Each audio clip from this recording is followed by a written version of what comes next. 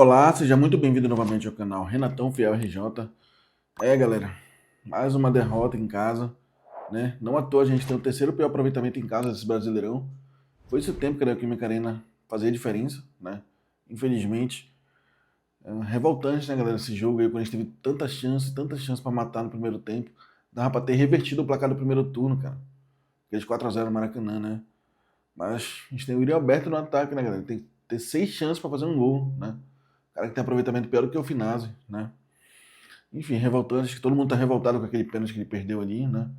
O gol que ele fez no segundo tempo não compensou, né? Não fez diferença, porque a gente acabou perdendo o jogo também.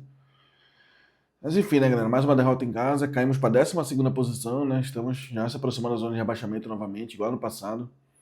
Situação bem preocupante, cara. Vamos começar o pós-jogo aqui, galera, da Química Arena. Corinthians 1, Flamengo 2, pela 25ª rodada do Campeonato Brasileiro. Esse domingueiro aí, né? E eu ainda pensei em pegar a estrada para ir para São Paulo. Ainda bem que eu tive esse livramento de não ter ido. Porque imagina eu ia estar numa hora dessa na estrada, voltando pro Rio. Puto pra caramba. Um jogo desse aí. Resultado horrível desse, entendeu? Vamos lá, galera. Primeiro de tudo, a escalação do time, né? Aquilo que a gente tinha trazido no pré-jogo quase se confirmou, com exceção da ausência do André Ramalho na zaga, parece que sentiu, né? Uma contusão. Acabou entrando o João Pedro Tchoca na vaga dele, né? Então o Corinthians entrou com o Hugo Souza no gol, né? Mateuzinho, João Pedro Tchoca, Gustavo Henrique e Matheus Bidu, né? Voltando pro esquema 4-4-2, né? Parou com aquela história. Apesar que o Ranieri, quando o Flamengo atacava, o Ranieri acabava servindo como terceiro zagueiro ali, né? E Matheus Bidu na esquerda, né? Meio campo, Ranieri, Maicon e Martins na marcação e o Breno Bidon como sendo um meia mais ofensivo. E como eu tinha falado no primeiro já no pré-jogo, o Breno Bidon na base ele chegou a ser esse meia de articulação, né? Então ele já tinha experiência nessa questão de armação e tudo. E ele jogou muito, ao meu ver, foi o melhor jogador do time hoje, o Breno Bidon, tá? Supriu bastante, supriu muito bem a ausência do Garro aí, claro que não no mesmo nível, mas na medida do possível ele jogou bastante, sim. Ajudou, não entendi por que ele saiu no segundo tempo, o cara que tava jogando, ele e o Guinegão estavam jogando muito, não entendi por que saíram, mas a gente vai chegar lá mais à frente, tá? E no ataque, galera, Guinegão e Yuri Alberto, né? Muita gente estava criticando a presença do Yuri Alberto, porque não tá no mesmo nível, e era para manter o Kaique, né, em parceria com o Guinegão, que estava dando muito certo essa dupla lá, mas enfim, entrou com o Yuri Alberto, né? Primeiro, antes do jogo, teve a homenagem ao Renato Augusto, uma homenagem muito linda, né? Ele levou a família dele, as crianças, tudo de Corinthians, né? Foi uma coisa. A única coisa boa do jogo foi essa homenagem ao Renato Augusto aí.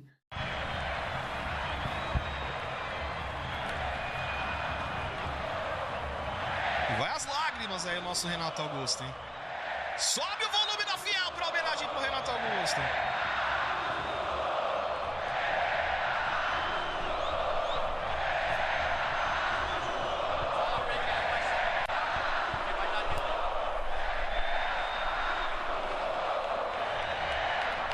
Né, eu já tinha feito um vídeo anteriormente citando essa homenagem que ia ter. Então, meus parabéns ao Renato Augusto, representou muito a gente, né? Uma pena que os seus filhos acabaram vendo uma derrota no jogo de hoje, tá? Mas fica essa menção aí ao Renato Augusto, que foi muito linda a homenagem que fizeram para ele. E grato por tudo que você fez aqui no Corinthians, tá? Vamos começar aqui com o lance a lance do jogo que eu anotei aqui, galera, tá? Eu já tinha notado aqui a questão da terceira pior campanha em casa do Brasileirão e manteve, né, esse retrospecto horrível. E até então o retrospecto contra o Flamengo na Neoquímica Arena estava empatado, né? 5 vitórias para cada lado, e acho que se não me engano 6 empates, né? E dessa vez o Flamengo passou, né, galera? Eu acho que é o único time que tem mais vitórias do que o Corinthians na Neoquímica Arena. Então a freguesia, como eu até falei no pré-jogo, até 2019 o Corinthians era soberano em relação ao Flamengo, tinha mais vitórias do que derrota. De 2019 para frente, isso se inverteu de uma forma absurda, né? O Flamengo começou se tornou fácil os confrontos contra o Corinthians, cara. Tirando aquela época do Vitor Pereira, se não me engano, o Corinthians chegou a ganhar alguns jogos do Flamengo, mas sofrível, cara, sofrível. A disparidade só aumentando aí nesse confronto. E agora o Flamengo tem mais vitória do que o Corinthians na própria casa do Corinthians, cara. Uma vergonha isso aí, tá? O Corinthians estava desde maio sem ganhar em casa no Campeonato Brasileiro, desde o jogo contra o Santos. Já vai entrar outubro, galera. E vai continuar sem ganhar, né? Porque o próximo jogo é fora de casa contra o Inter, né? Então, infelizmente, mas esse tabu dentro de casa aí permanece, né, no Campeonato Brasileiro, tá? Aparentemente segue aquela tradição do Dorival, né, de focar nas Copas, né? Foi assim no São Paulo, no Flamengo. E o Campeonato Brasileiro acaba ficando um pouco desleixado, né? Eu me lembro que o São Paulo foi campeão da Copa do Brasil com o Dorival. E no Brasileirão ele ficou, acho que 6 meses com uma vitória, se não me engano. Foi sofrível, entendeu? Parece que ele só estava preocupado em não cair no Brasileiro e focar só nas Copas, né? Infelizmente. Então, galera, começou o jogo, né? 1 minuto de partida eu anotei aqui. Uma falta besta do Breno Bidon, um carrinho ali, né? Poderia gerar um perigo ali pro Flamengo, mas acabou não dando em nada, né? Aos 3 minutos... Ah, tá. Eu citei aqui que o Ranieri estava... logo no início do jogo deu pra perceber que ele estava, quando o Flamengo pegava a bola, o Ranieri meio que forçava... meio que forjava um terceiro zagueiro ali pela esquerda, né? Dava um suporte ali na defesa. Foi até uma ideia interessante isso aí. Aos 5 minutos, lançamento longo do Ranieri, finalização do Mateuzinho. Um lançamento bem longo do Ranieri, muito, muito bem colocado, né? E o Mateuzinho chutou, mas foi para fora, né? Aos 6 minutos, cama de gato do Ranieri, uma falta meio perigosa, mas o Ranieri, eu fiquei até com medo do Ranieri ter sofrido alguma coisa, mas saiu ileso disso aí, né? Aos 11 minutos, o Roberto chuta na trave, no rebote pênalti do Bidon. Então logo aos 13 minutos, né? Aos 11 minutos, né? Foi logo no início do jogo. O Roberto já foi uma finalização errada dele, mas foi na trave, né? Na volta, no rebote, o Bidon sofreu o pênalti, né? Muito bem marcado. E o Roberto, aos 13, né? 2 minutos depois, chuta aquele pênalti. Vai ser difícil de esquecer esse pênalti, cara. Se o do Pato, até hoje, com aquele contra o Dida, aquela recuada nojenta, ficou marcado esse aí, então. E pra quem não conhece, o Rossi ele é um pegador de pênalti, né? Assim como o Hugo Souza, ele é um pegador de pênalti também. Não à toa o Flamengo acabou de chegar numa classificação da Libertadores nos pênaltis. E não sei se o Alberto não estudou o Rossi, não viu que ele sempre espera o que o batedor vai fazer, mas cara, foi vergonhoso, cara. Quando saiu o pênalti, até falei pro meu filho estava assistindo comigo o jogo. Falei, cara, o Roberto já perdeu um pênalti contra o Palmeiras, não tem que deixar ele bater, cara. Tinha que ser outro, Bidu, sei lá. Mas este foi o Roberto e perdeu, né? Os grupos, a torcida tava ensandecida com o Roberto, cara. Todo mundo puto pra porra. Aos 17, chute perigoso do Maicon. Então vocês podem ver que no primeiro tempo o Corinthians dominou, cara. Dava, como eu falei anteriormente, dava pra ter revertido aquele placar do Maracanã já no primeiro tempo, aqueles 4-0. Foi muita chance que a gente perdeu uma atrás da outra, cara. Então aos 17, o chute perigoso do Maicon. Aos 18, o Roberto erra a finalização na área. Mais um erro do Roberto, né? Além do pênalti perdido, ele errou mais. Ele perdeu bem umas 4, 5 chances no primeiro tempo, cara. Absurdo, absurdo. Aos 22, Breno Bidon sentiu, mas continuou no jogo. Deu um susto aí na torcida, mas continuou. Tava jogando muito. O Breno Bidon pra mim foi o melhor em campo. Não entendi porque ele saiu, cara. Inexplicável. Aos 24, o Roberto perde gol sozinho na área. Mais uma chance perdida aí do Roberto. Como até o Schneider falou no grupo lá do Vaitimão, lá no WhatsApp. O Roberto é aquele tipo de atacante que tem que ter 6 chances pra ele fazer um gol, cara. É sofrível, cara. Não dá pra contar com isso aí, entendeu? Aos 25, o Bidu se joga e põe a mão na bola. O Bidu quis cavar uma falta, né? Acabou se jogando, colocando a mão na bola, gerou uma falta perigosa pro Flamengo. Então não tem que se confiar que o juiz vai marcar falta. Tem que ir firme na jogada, entendeu? Mas mesmo assim, o Bidu, para o meu ver, jogou bem, né? Foi um erro aqui que passou, tá? Aos 29, o Roberto, de novo, sozinho, perde gol. Mais uma chance perdida do Roberto, né? Aos 29, cabeçada perigosa do Gustavo Henrique. Escanteio, girou escanteio, né? Então o Corinthians estava pressionando uma chance atrás da outra. Você vê que só no minuto 29 foram 2 chances claras. Aos 30 teve uma caneta maravilhosa do Bidu, né? Uma jogada ali na defesa, que ele limpa ali o atacante do Flamengo. Então foi uma jogada bem bonita do Bidu, né? Aos 32, cabeçada do Guinegão para fora. Uma chance do Guinegão, uma das raras chances do Guinegão, né? Parece que, coincidentemente, como o Roberto estava numa noite trágica, né? As bolas estavam tudo indo para ele, cara. O Guinegão não teve muita chance, mas ele correu muito. Inclusive o passe que gerou o gol do Roberto foi do Guinegão, né? Então o moleque jogou muito, correu muito. Mas as chances foram tudo pro Roberto. Aos 33, mais uma chance perdida do Roberto. E o Roberto perde gol no passe de Mateuzinho. Então, quantas chances o Roberto já perdeu nessas anotações aqui, né? Aos 35, chute fraco do Martinho de fora. Mais uma finalização, mas que não levou perigo, né? Aos 41, chute para fora do De La Cruz. Primeira finalização do Flamengo, olha só. No primeiro tempo, só aos 41 do primeiro tempo que o Flamengo foi fazer a primeira finalização. Foi o chute de La Cruz para fora. Então, o tamanho da supremacia que o Corinthians teve, cara. De chance, mas não converteu, né? Aos 43, chute perigoso do Arrascaeta. Por cima. Chutou por cima, né? Então, a segunda chance do Flamengo, né? Aos 44, chute claro do Samuel Dino, né? O Tchoca salvou, né? Um chute perigoso lá do Samuel Dino, mas o João Pedro Tchoca salvou. E aos 48, chute perigoso do Emerson Royal. Então, só a partir dos 48 do primeiro tempo, o Flamengo cresceu um pouco, né? Dominou um pouco esse final do jogo aí.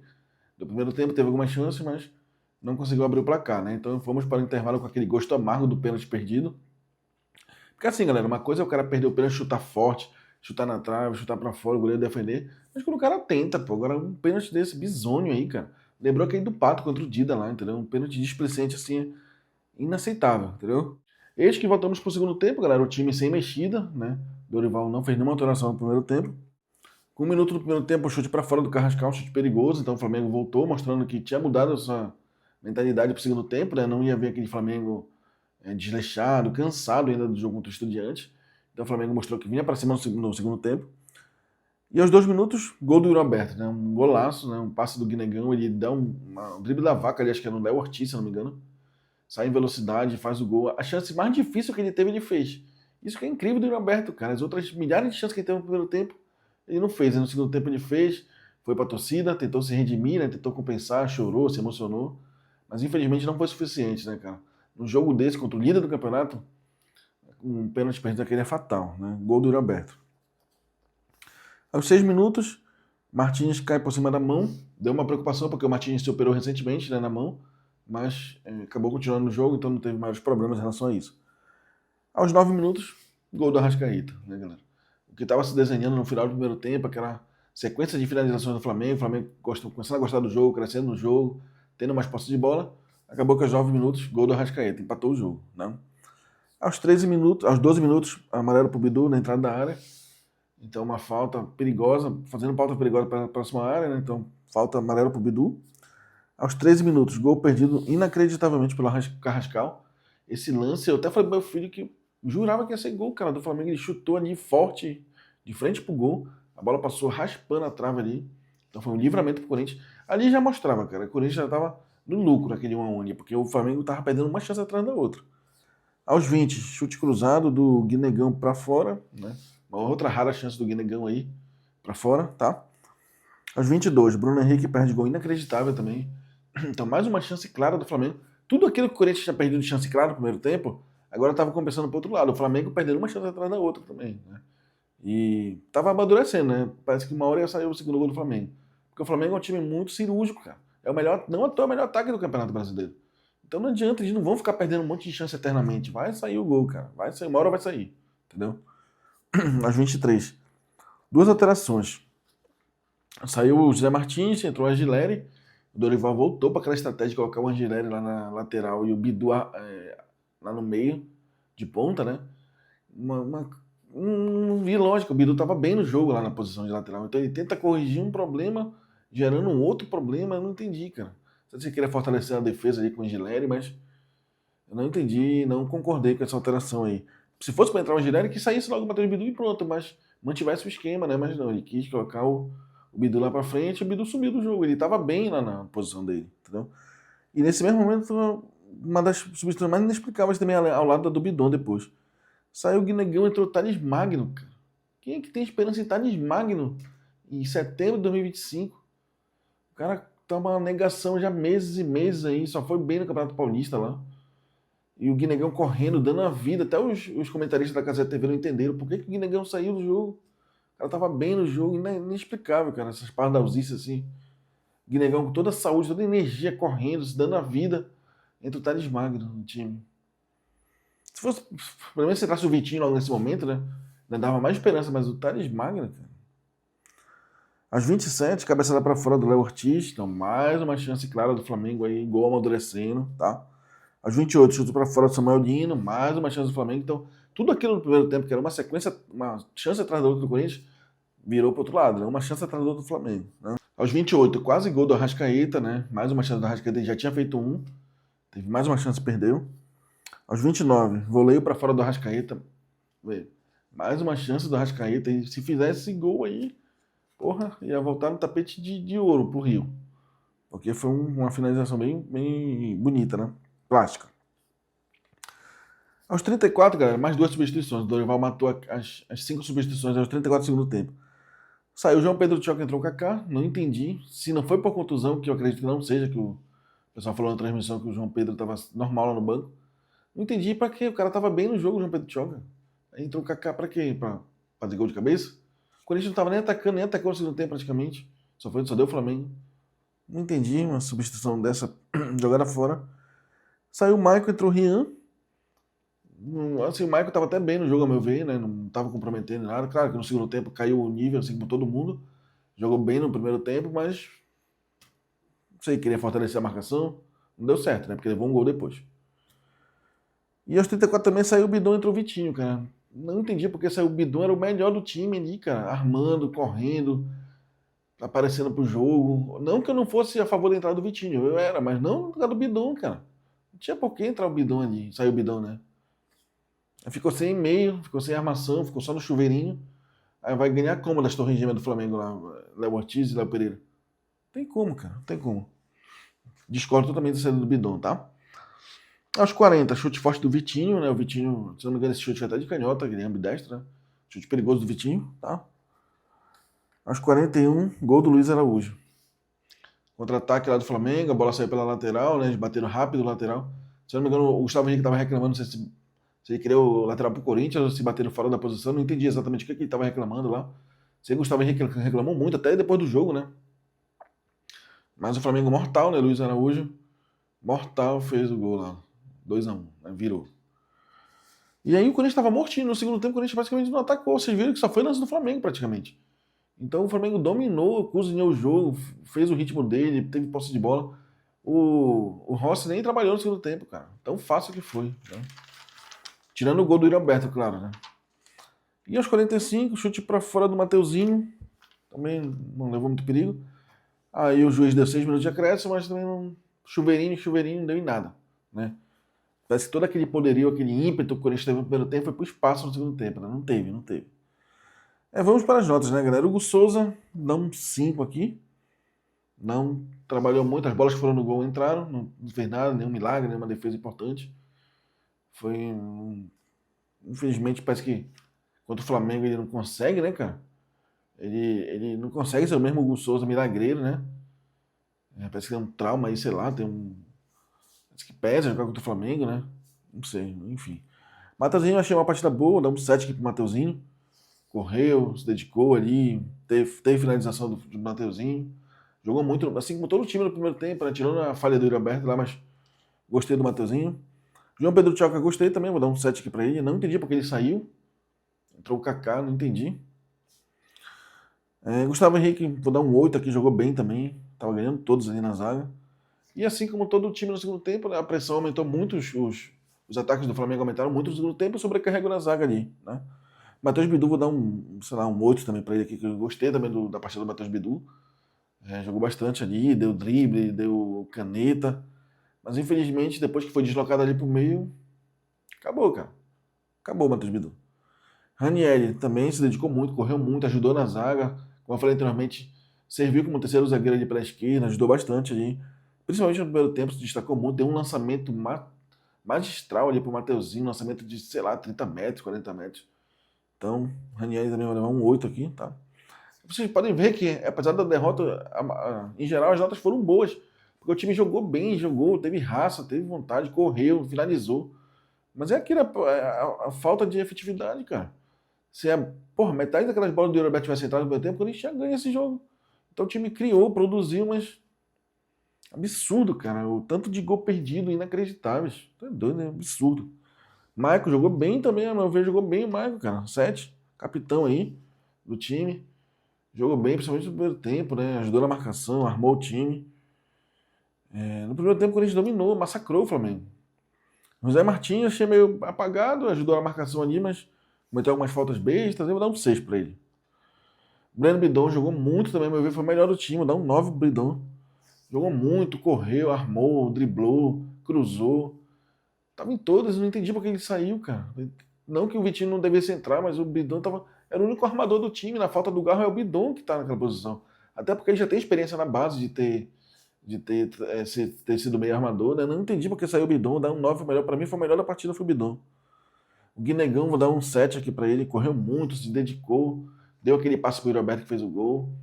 Não teve tanta chance porque as chances, coincidentemente, caíram tudo pro pé do Roberto perder, né? Imagina se o Guinegão tivesse metade da chance que o Roberto teve ali, né? Mas o moleque correu muito também. Não entendi porque ele saiu. O moleque tava com. O moleque, sei lá, 16, 17 anos. Ele tá com, porra, todo o fôlego do mundo. Aí não entendi porque saiu. O Roberto, cara, pela quantidade de chances perdidas que ele teve, ele ia levar um 0, né? Mas como ele fez o gol ali no segundo tempo, eu vou dar um 3 pra ele, tá? Vai ser o pior da partida pra mim, vai ser o Roberto. Porque, como eu falei anteriormente, um jogo contra o Flamengo na vida, cara, não tem como não aproveitar as chances, porque o Flamengo é letal. O Flamengo vai achar os gols, é o melhor ataque do campeonato, cara.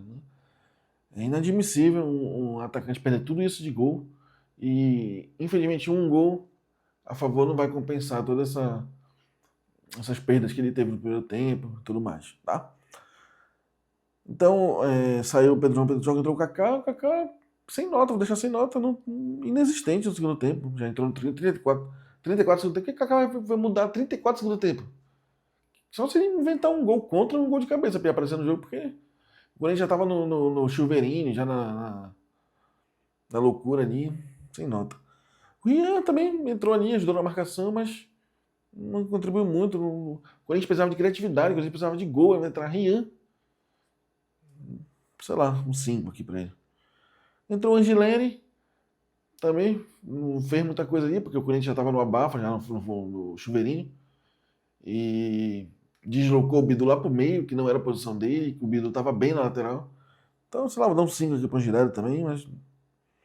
Vitinho entrou bem, teve umas 2 finalizações ali, teve uma de canhota que passou bem perto.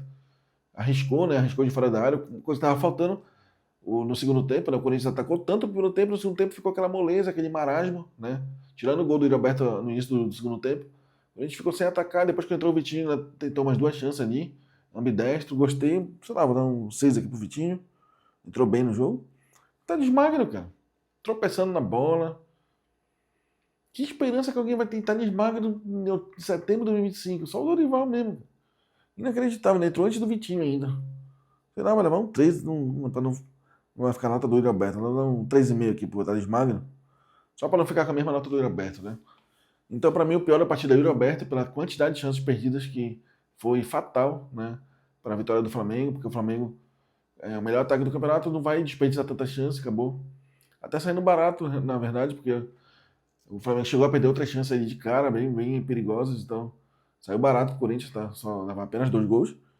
E o melhor da partida para mim vai ser o Breno Bidon com nota 9, né? O tempo que ele ficou em campo, ele jogou muito, armou, supriu bem a ausência do Garro, né? E infelizmente saiu com a derrota, mas o Breno Bidon para mim foi o melhor da partida. O Dorival, galera, se por um lado eu gostei da estratégia do primeiro tempo de pressionar, de abafar e sufocar o Flamengo, né? Teve muita chance. E claro que o treinador não tem culpa do atacante fazer essa merda que o Roberto fez. Então o Dorival no primeiro tempo ele foi muito bom. A estratégia que o Corinthians teve ali foi nota 9, nota 10 do Dorival. No segundo tempo, as mexidas eu discordei ali do sair o Bidon, né? Deslocar o Bidon lá pro meio, isso aí já caiu muito bem o conselho do Dorival. E tirar o Guinegão também, que pra mim foi inexplicável. O cara tava bem correndo, né? Se dedicando, moleque cheio de fôlego aí. Então a nota do Dorival vai cair, sei lá, pra 5. Vou colocar aqui, Dorival 5, tá? Devido a essa disparidade de desempenho no primeiro para o segundo tempo, né?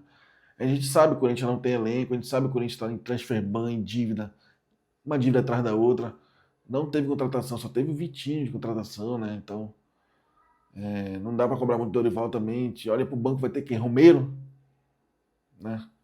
Mas sei lá, poderia ter entrado o Kaique de repente, em vez do Thales Magno, mas enfim, né? É o que tinha para hoje, né, galera? Então fica essa nota 3 para o Dorival, tá? Então, galera, esse foi um resumo aqui da análise do canal, né, sobre esse jogo. Próximo jogo vai ser contra o Inter, fora de casa, tá? A gente sabe que o Inter é um adversário difícil aí. Normalmente a gente empata com o Inter, né? E como eu falei no início do pós-jogo aqui, o Corinthians já caiu para 12º, já tá uma posição perigosa aí. E se correr o risco, igual no passado, de ficar lutando contra a zona de rebaixamento, vai ser um perigo, tá? Porque sem elenco, transfer banco, dívida, salário atrasado, pagar a premiação do Paulista agora, olha o tempo que já acabou o Campeonato Paulista. E, enfim, né? Quando começar a jogador não querer correr porque não tá recebendo, aí você já viu a cagada que vai ser, né? Então, novamente foi um livramento não ter ido pra São Paulo nesse jogo. Ia fazer esse esforço, ia pegar a estrada, ia estar voltando a morar essa puta na estrada aí, né? Mas infelizmente não deu pra mim ir, né? Não sei se é nem infelizmente ou felizmente, cara. Porque acabou sendo um livramento, né? Passar essa raiva toda pessoalmente lá no estádio ia ser foda, cara. Mas enfim, galera, deixa aí nos comentários a sua opinião sobre esse resultado de hoje aí, né? Mais uma derrota em casa, desde maio sem ganhar em casa no Brasileiro.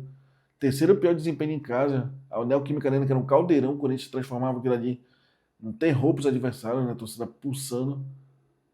Tava merda. Se não fosse as vitórias fora de casa, o Corinthians tava bem ferrado nesse campeonato, cara. Por incrível que pareça, o Corinthians todo ano era ruim fora de casa e bom dentro, né? Esse ano também é o contrário aí, tá?